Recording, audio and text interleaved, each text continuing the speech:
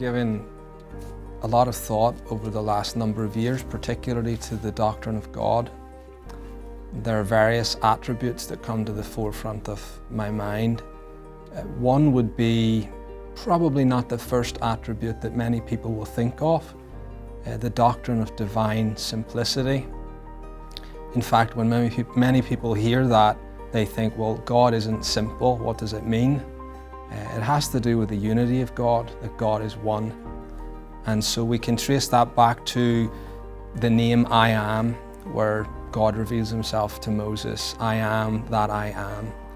And basically it describes that God is all that he is all the time, that he doesn't have the potential to be anything other than he is. So when you think about that, on the one hand, people would say, well, that makes God strange.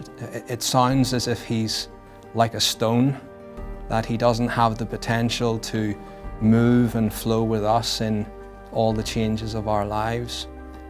But it really means that God has no potential to be other than he is, because everything that he is perfect. So we talk about attributes as ways of describing the one essence of God. The doctrine of divine simplicity simply tells us that God is. So he doesn't have love, he doesn't have goodness, he doesn't have truth.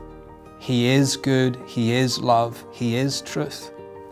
And more than that, he's not like a pie chart of attributes, so that a part of him is love, and a part of him is good, and a part of him is truth. He's one.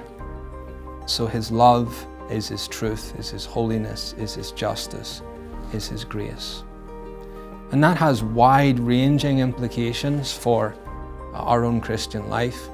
So if you were to take the attribute of love, but understand that God is simple, then that means God does not have the potential to be more loving or less loving.